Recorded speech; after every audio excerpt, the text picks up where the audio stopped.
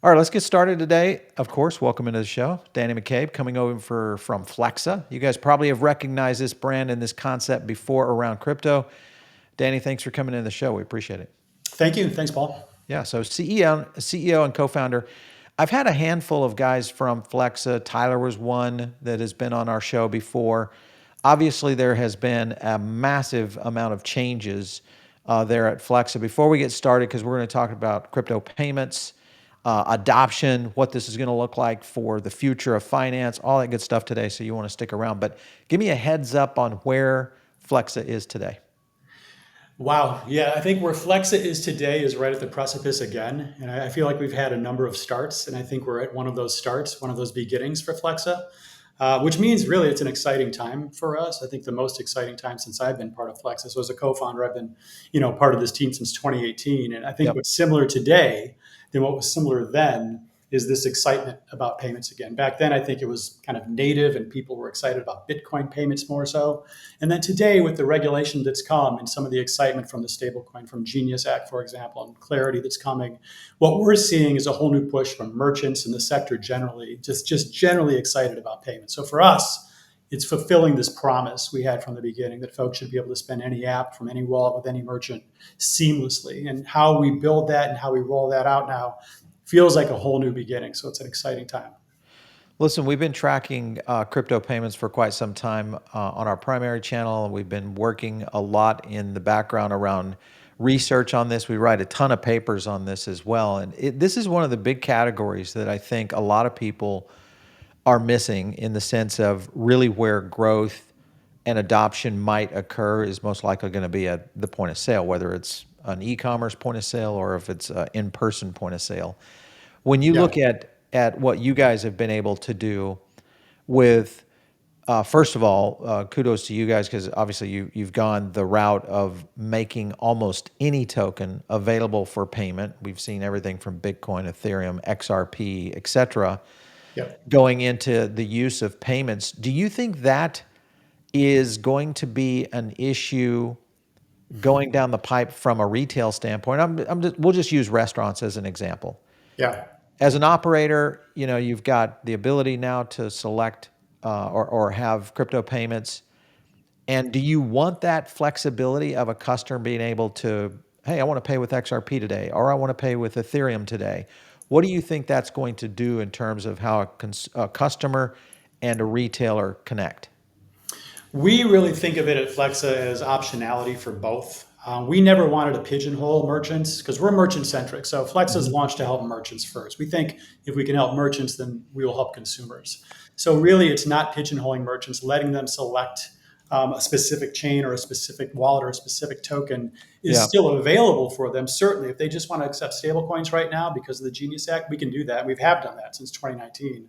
Hmm. So, really for us, it's not pigeonholing merchants. It's allowing them to have the optionality to use literally, I think we're up to 14 different chains now. And I Hmm. don't know how many wallets, but with our new Flex SDK that's built for iOS, Android, React Native, and Flutter, we're helping wallet developers integrate more closely with merchant points of sale than ever before.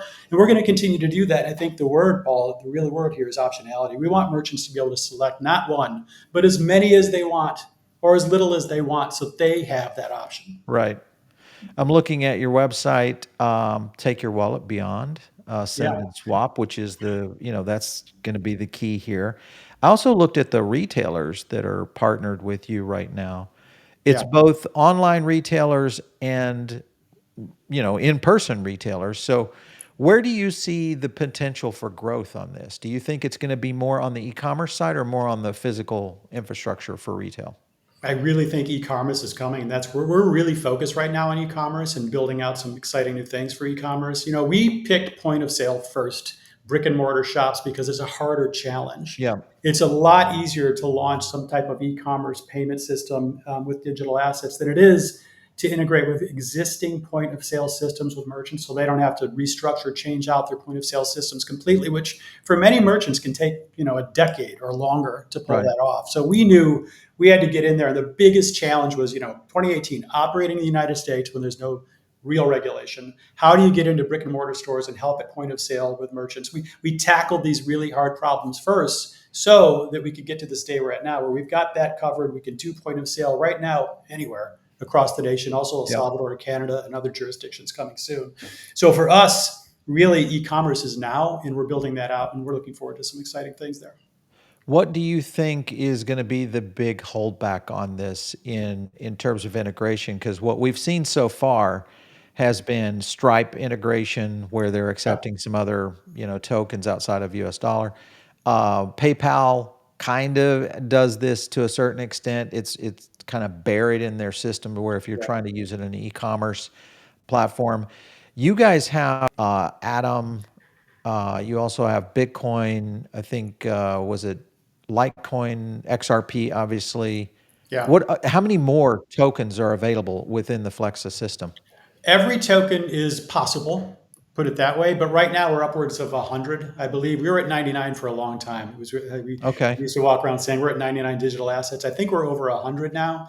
But we're built right now. Flexa was constructed originally so any digital asset can flow through it. In fact, anything digital. So when I think about the future, I think about loyalty points. I think Right. about frequent flyer miles. I Yep. think about things that are digital that should be able to be spent. I think about influencers on TikTok or anywhere Hmm. else where they earn digital assets. They should be able to spend those digital assets immediately. So for us, it should be any digital asset, period. And that's what it is. So what we have kind of a robust system here of how we authorize digital assets for payments. We rely also on Coinbase and Gemini, our exchange partners, closely and make sure we want to support what they're supporting for obvious Hmm. reasons. So Yep. for us, it's more along the lines of which ones do we want to support. And if there's a community out there that wants their tokens supported, by the way, or if they want to make them available for spending, we're open ears. I'm looking at articles out there in the mainstream where we have seen crypto kind of already making its way into the primaries. Chipotle is a big one that I track a lot. You guys obviously did a partnership with them. Yeah, And you look at now Steak and Shake is accepting Bitcoin. There's several, that have kind of moved in sure. this direction. Here's I guess my question and my concern.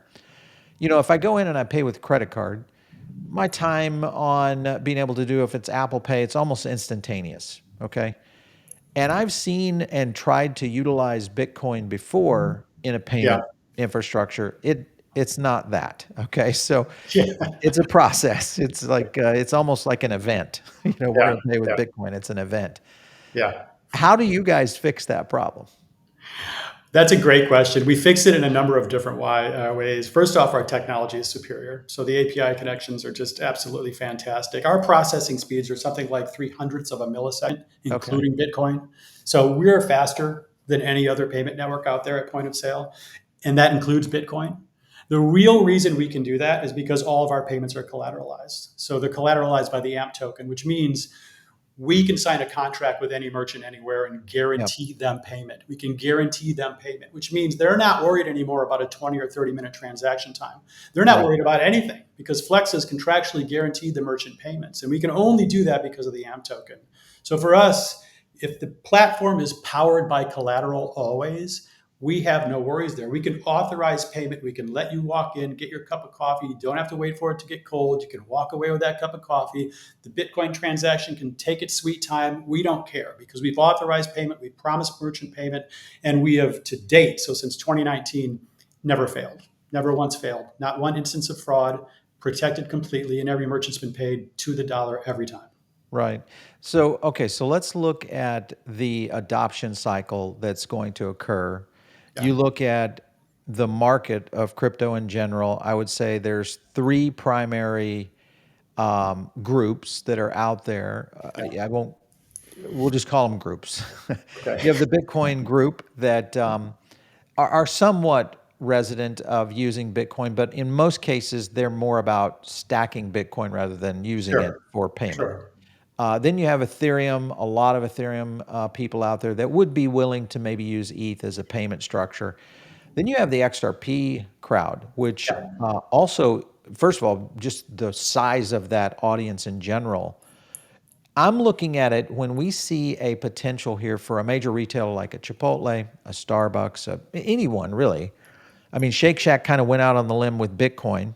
Yeah. I tested it at a Shake Shack, didn't work well, or not Shake Shack, Steak and Shake, didn't work well. We're going to get them on the show to talk about it because the process was kind of clunky. So I asked them straight up, was this was this just a PR stunt, you know? And Interesting. Yeah. and Yeah. my point is this: is if I can't solve my problem of payment with crypto, do you feel like retailers are going to try to start targeting ways to get to a certain audience just because it's a large audience that would bring them into the stores I or think the they, website? yeah, it's a great question. I think they will start to target more. Now, remember though, retailers have been in the dark for the last Yeah, 8 years. that's They true. really have been waiting for some regulation. So we've worked closely with some of our retailers, some of our merchants we've been talking to since 2018. And I'm talking about Mhm. enterprise grade merchants. Yeah, And that's instructive. Again, much like we pick point of sale in brick and mortar stores, much like we stayed in the US, it's very similar to that. Working with merchants and their compliance departments, we want to talk to those enterprise sized merchants. Of all the enterprise merchants today that accept digital assets, they're all doing it through Flexa because we've stuck with, well, except for one notable exception, which is Tesla. right. But so we're talking about a couple dozen enterprise grade merchants who have done it through Flexa. And the reason is we've walked them step by step by step along this regulatory pathway to a point where they now have some confidence thanks to Yeah, Genius and specifically thanks to the promise of clarity coming. So they'll know the assets, for example, being spent on their network aren't securities, or they'll know which ones aren't securities. So they can have that confidence. They also have that authority now or trust from the legislation that's coming. And that's why merchants are getting on board today. So I do believe you're right. I do believe they will start targeting the sector more. And I know for a fact this technology is here to stay for them. They've been working on it for years. They're ready for it. They want to build it. They know what the future holds. The future holds digital asset payments. They know. And I think this is to a merchant, whether they want to say it publicly or not. yeah. Credit cards and debit cards have a lifespan, and that lifespan is coming to a point where it's ending. Maybe not immediately, maybe not tomorrow, but it is coming to an end.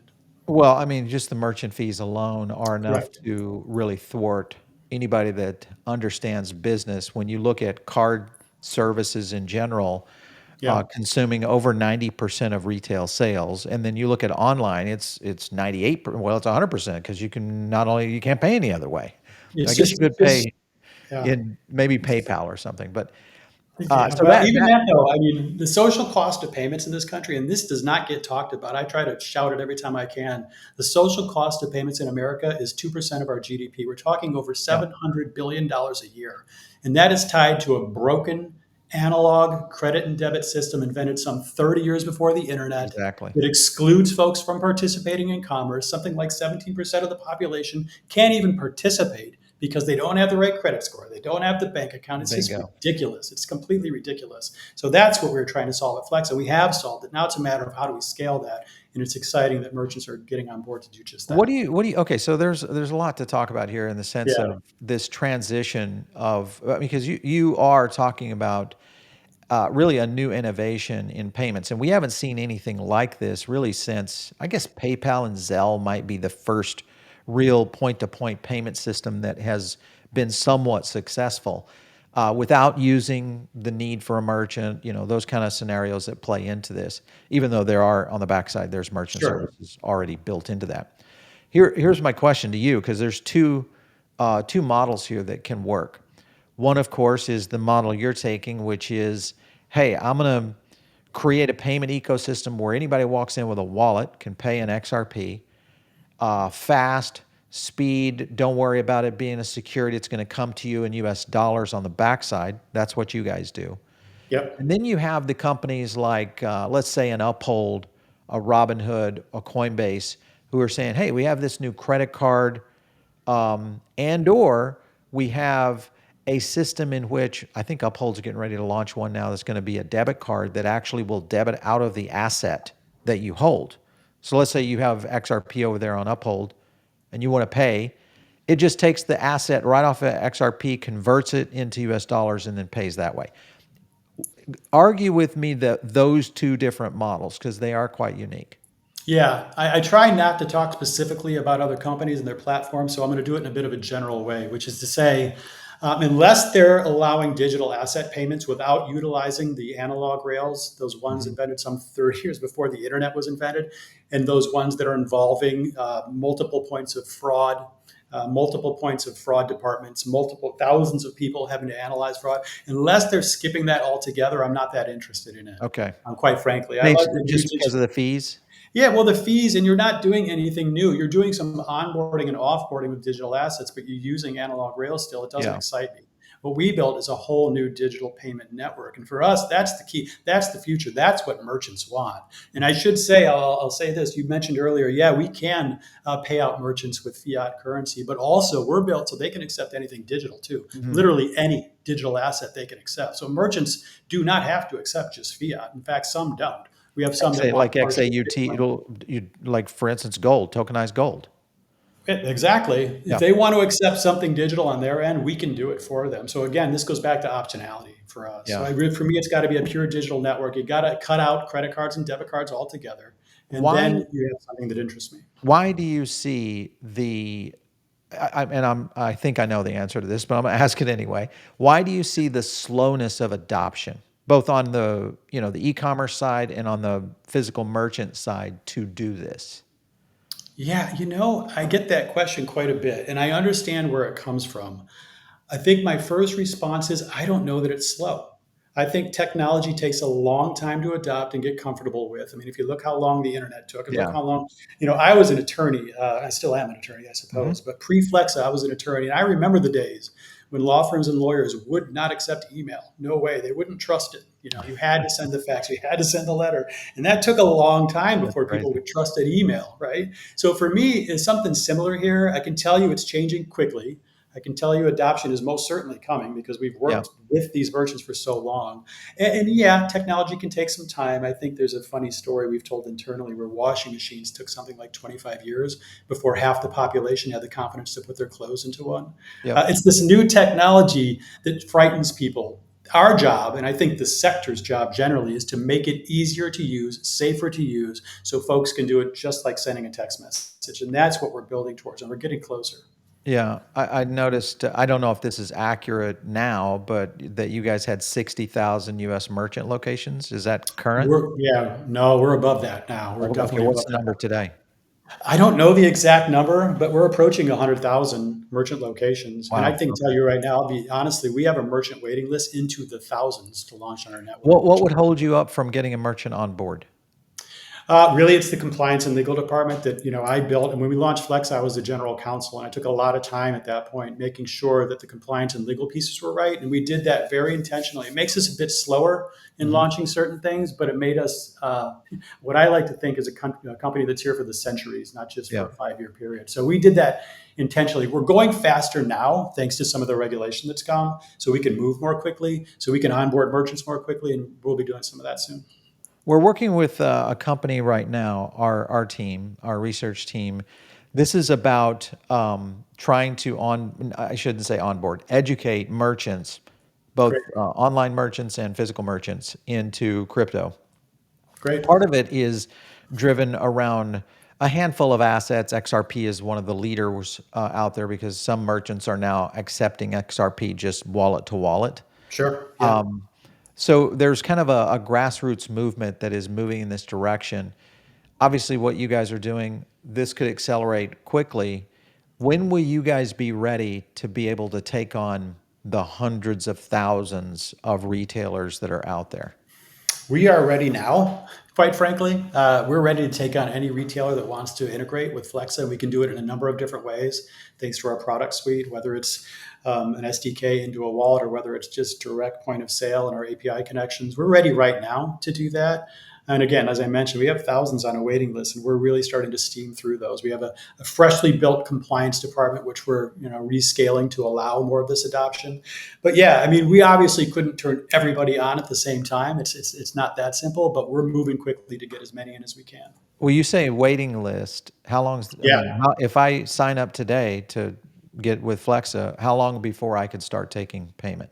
it depends on how responsive the merchant is, and it depends on who the merchant is, obviously, right? So if you can think of some of your merchants that consumers want to use the most, they usually go to the top of the list. Okay. Merchants that maybe consumers haven't really heard of, but they just want to do it because maybe their owner is interested in doing it. Yeah. We're working with them, but they have to wait a little longer. We really look at what the merchants themselves want and how they want to integrate, and then who wants to use the merchant and in what jurisdiction.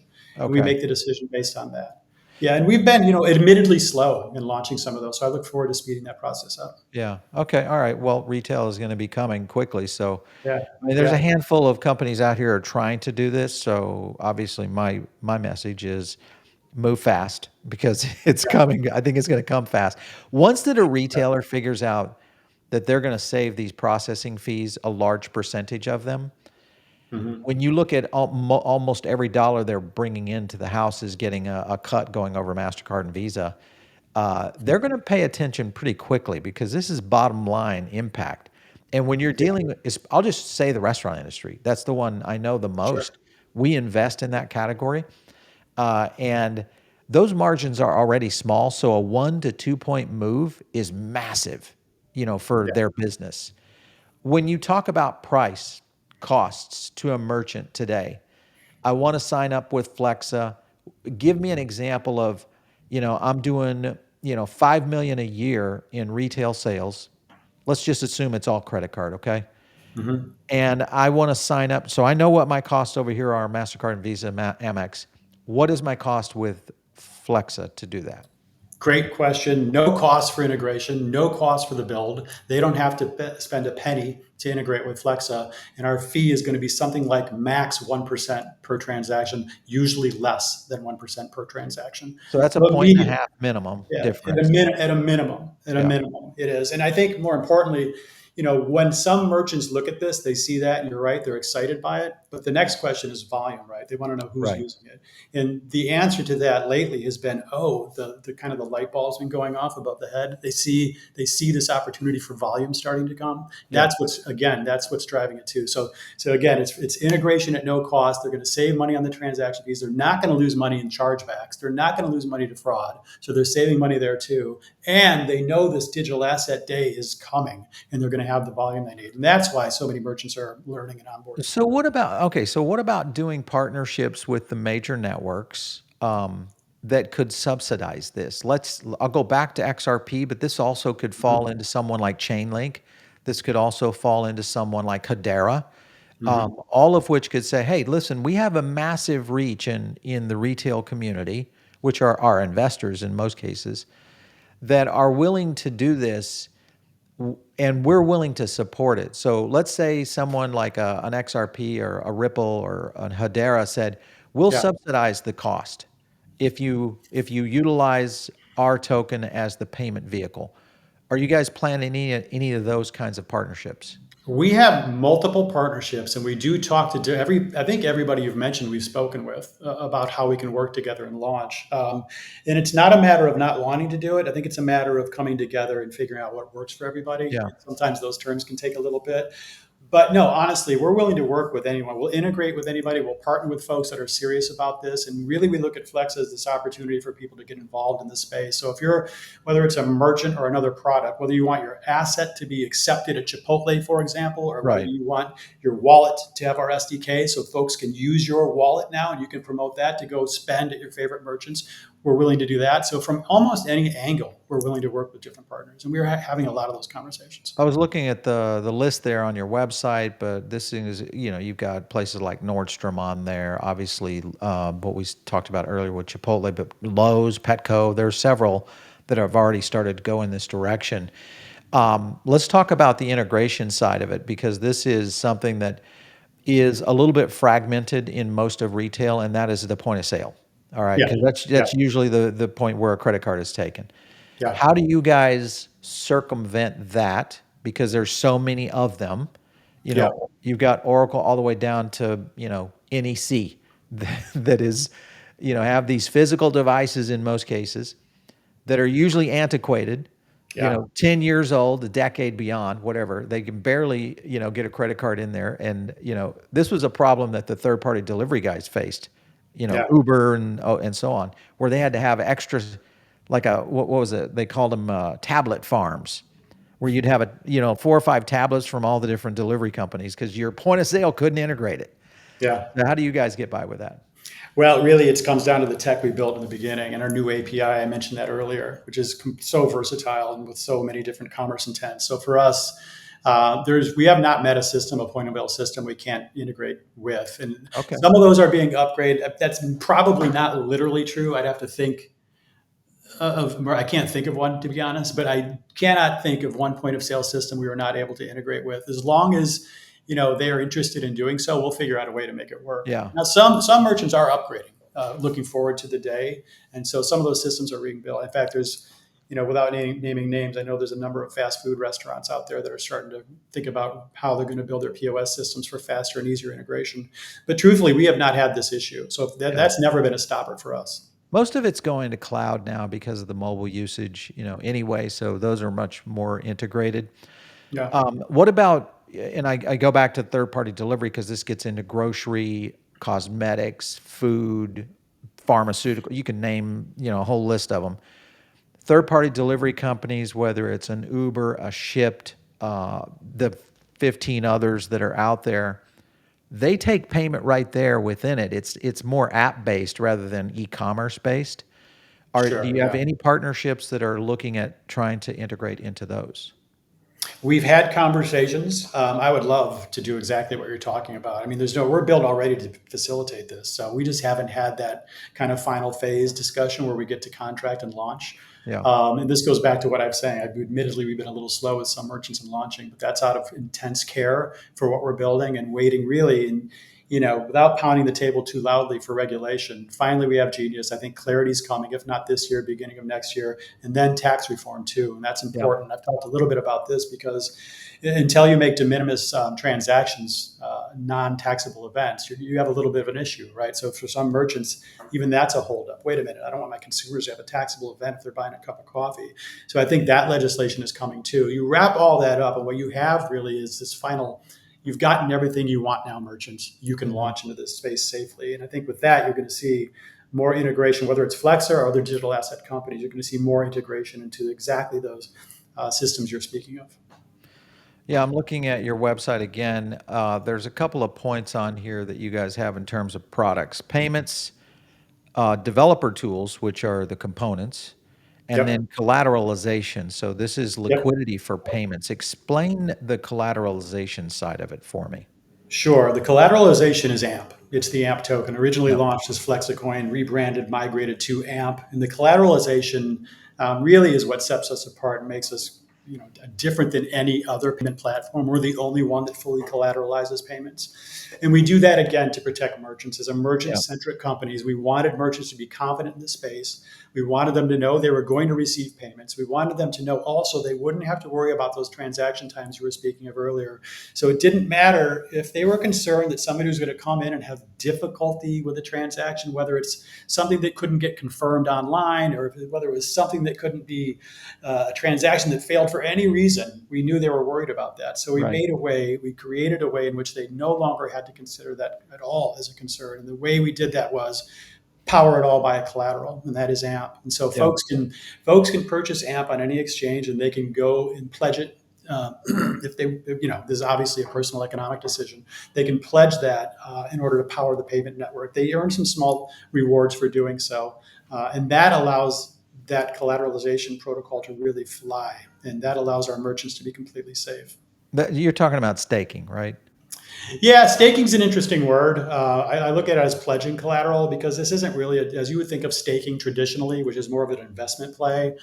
This is more of a pledge by folks to provide the collateral necessary to power payments, in which they do earn some rewards. Some of those rewards are boosted. That's something new we launched this year, where if you stake to certain sometimes you could stake to Bitcoin, for example, or you stake to Okay. different areas, and some of those are boosted, so you earn more rewards. So really, it's a reward-based system for pledging collateral. I don't like to think of it as staking, but sure, you can say staking. Well, I was looking at some of the data. It's like 53% plus of the circulating supply right now Yeah, that is yeah. pledged, to Yeah, the. and I think that's going to grow too. I do think so because what folks are going to start to realize, and this goes towards the future again. So when does this really catch fire and catch on? But when people see Yeah, and understand how payments can change culture. I mean, commerce, participating in commerce is such a big deal, and so many folks are excluded. Well, now with Flexa, not only can you participate in commerce by spending, and that's for everybody. That's something like 97 plus of the population that has a cell phone. I think that's actually higher now. But you can also participate by powering the actual payment platform yourself and earning right. rewards to do so. This is, I've always been super excited about this. Obviously, I'm biased, but this, I think, is a real technological game changer. The sector itself is expanding. Obviously, I think it's the most important technology we've had in my lifetime, and I think it's only going to continue to grow, and happy to be a part of that. Why? Okay, so you guys obviously have your Shopify partnership. Well, we had one that we were going to launch. So the Shopify partnership, that's actually an interesting story. You might remember the Coinbase Wahi Yep. situation with the SEC. So we were close, and I won't name all the names, to launching with a number of different e-commerce providers and also, Fortune 100 merchants. And when that complaint hit, we had a lot of folks back out because they were worried about the AMP token as collateral. I And, see. I'm happy to report those days are well behind us. Yeah. Not So just did things. that change your position with the Shopifys of the world and the Not at large? all. Not Okay. at all. All We right. stuck to it. We dug in. We had a number of meetings with the SEC that I think were very fruitful. There's never been any action or any complaint against Yeah. Flexa or the AMP token. So we had some very good discussions. We just met with a new crypto task force just about a month ago and had an Yep. amazing conversation. I'm really excited about. And point being is, without looking back at some of those darker days, I think where we are now, the future is so bright. But during that time, during that Gensler era SEC, yeah, we took some real hits, not from an action or a complaint, Mhm. but by these threats and by dropping the token Exactly. complaints Yeah. against others, these kind of baseless threats. Well, it was the not knowing. That Yeah, was really the problem that I think yeah, all retailers, anybody in business in general, would to take crypto payments, it was not knowing, what right. was gonna happen with the SEC. True, What do you make of Paul Adkins, all of his newest statements? He met with Christine Lagarde last week. They're trying to do a partnership with the EU, which gets into global possibilities here. yeah, Now they're saying out there so many positive things that they're not even gonna go issue enforcement anymore. They're just going to start sending warnings and say, "Hey, try to get compliant here." So it's yeah. a much more open range. But here is my question to you, Danny. Mhm. You think this will last if we see an administration change here in 3 years? I think if something becomes law, it's exceptionally difficult to change it. Hmm. So if clarity passes, and I'm super confident that it will, Yep. I think the progress on that has been amazing. We've been in DC for the last, man, well, heavily for 3 years, but we've been going there and talking to folks, I want to say for almost the entire 8 year period that Flex has been around, trying to educate, trying to inform, trying to say there's players in this space that are doing it the right way, building compliance teams, building legal foundations from the beginning, doing this the right way on our own, by the way, Yep. self-regulating on our own, chasing regulation. Please bring the regulation so we have these rule books. So I think when you have those kind of players going to DC and asking for this regulation, if you can have clarity become law, so folks have a clear rule book by what is a commodity and what is a security, I think a lot of those issues just go away. And I think then, regardless of the administration that comes in, there's not too much you can do once you have law. Now, sure, you can have enforcement agencies that can be more aggressive and go rogue, but once you have,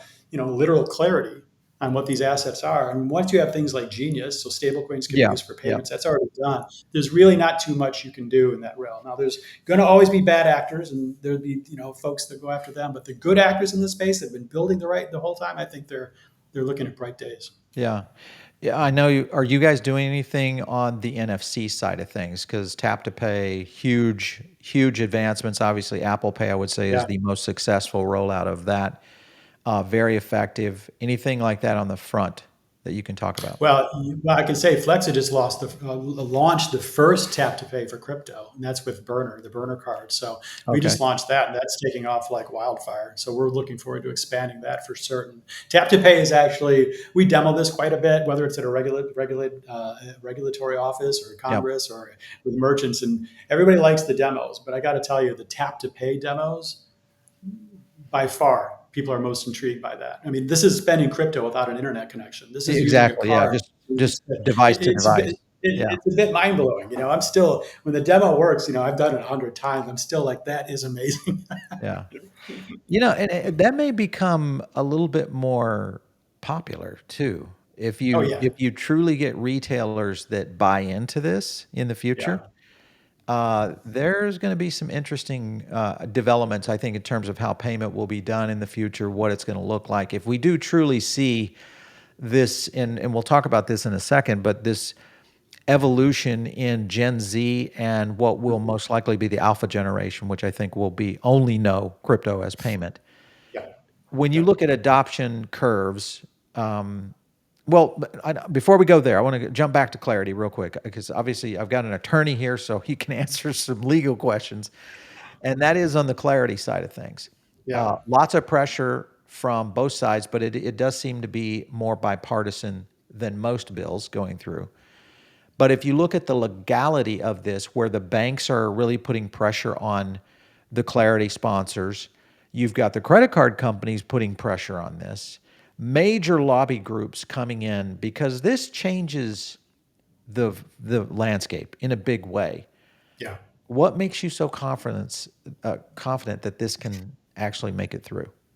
Well, first, bipartisan support, and I've talked to just about every office I can get to, and this is a lot. I don't know how many meetings; it's into the hundreds, and I don't know how many offices, but it's quite a few, Senate and House. And I think inside chambers, inside those offices, folks support this. Now, Yeah. some people say something differently publicly. I think they have to, and there are some obviously that are against it. Hmm. But I think the bipartisan support is real, and it's real for a lot of the reasons we've already discussed here today. I mean, they just know this technology is better. It's safer for merchants, safer for consumers. It's a lot cheaper. It cuts into that wasted social cost of payments, that 700 Right. billion a year. And that doesn't get congressional hearings. That's just something we've all accepted for year after year after year, as if, oh well, nothing we can do about it. But they now know there is something we can do about it. And so folks are really excited for that. So I do think that that's why you're seeing this wave of support.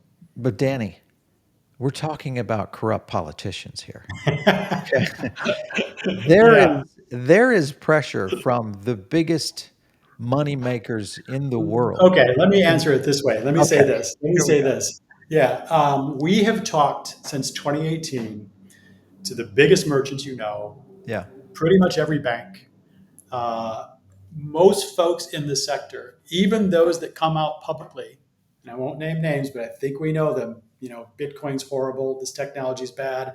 Every one Elizabeth of them. Warren. What are you talking about? Well, not Elizabeth. I'm talking about the industry now. I'm talking about the Oh, banks. oh, well, there's many of those. Yeah, yeah. Let's Well, start with you're Ray sure, Dalio. Let's but go with Jamie Dimon. I Yes. want to say this though. Every one of those companies has had a department looking at blockchain, looking at crypto, building it out for themselves, how they're going to take advantage of it. Every one of them did. Some in Yeah. black ops sites away from their primary Yeah. Larry offices. Fink. Yeah. They've been doing this the entire time. They're all ready for the launch. They know it's coming. I don't care what they say publicly. They're Yeah. all building for it. They're all So this preparing for is this is misdirection at its it. highest level. Absolutely. Okay. Absolutely. 100%. They all know this is done. This technology is superior and folks know it. They know it internally. And what they say publicly is maybe Yeah. they're doing it for their own reasons. I could care less what those reasons are. But the bottom line is this is going to win the day. It already has won the day. It's a matter of how it scales. So, well, and I would kind of have to agree with you now. A year ago, obviously prior to Trump's administration, I would say that was still a challenge because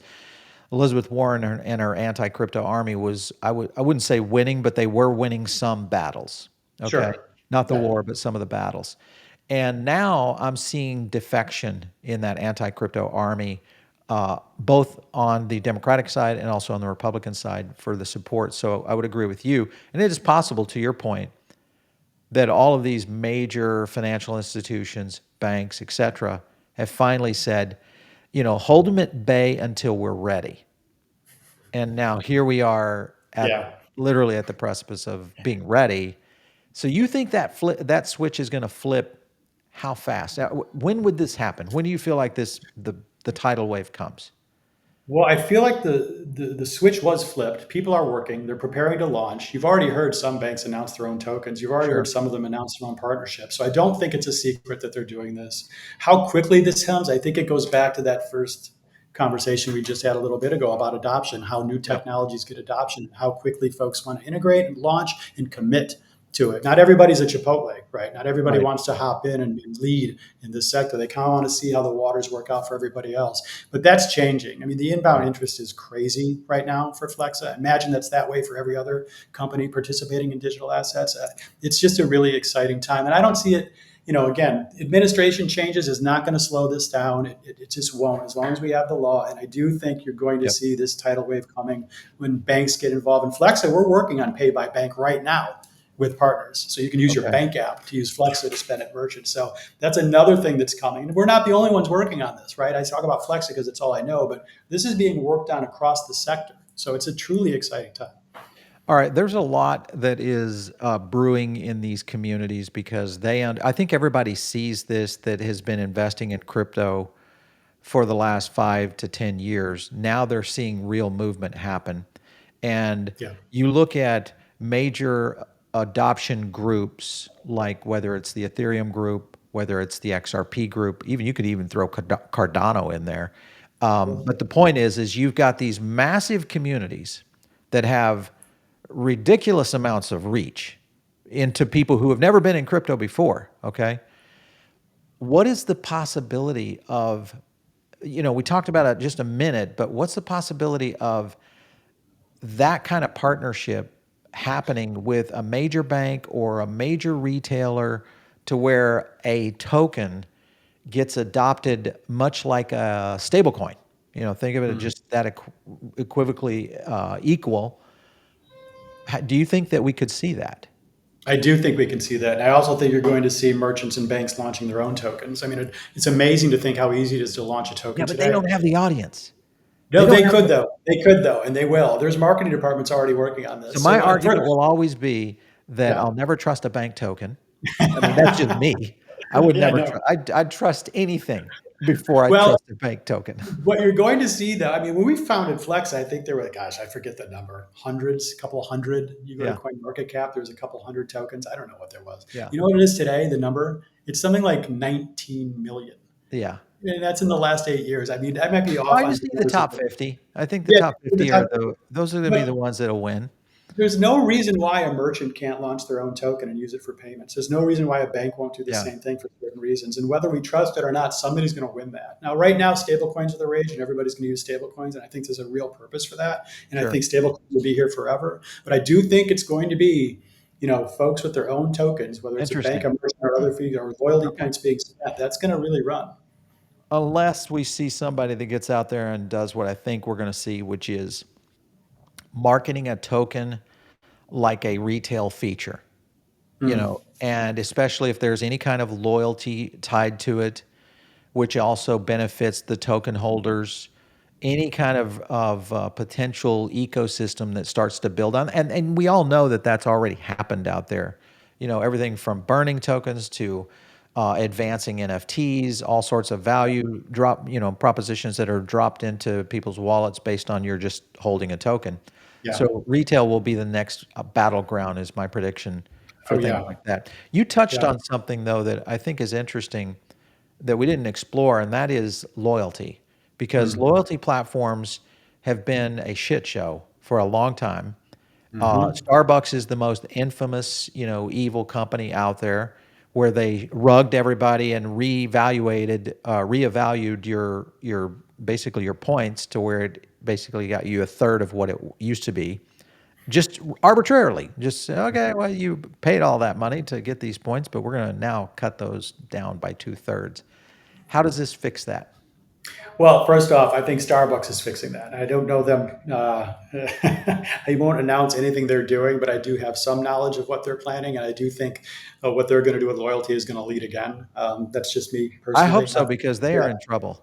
I not a mean, Flexa position, but definitely mine. I think that they are going retail, to. Yeah, yeah, their retail numbers are in trouble for sure. yeah. Hopefully Brian Nickel can pull it around. We'll Right, see. right. So I think when you look at loyalty, and you hit the nail on the head. I mean, that is such a massive piece of this that has not been explored or launched yet, but we've been building for it for the last 5 years. Yeah. So products built and ready to launch so folks can use loyalty points in a way that's much like spending digital assets and beyond.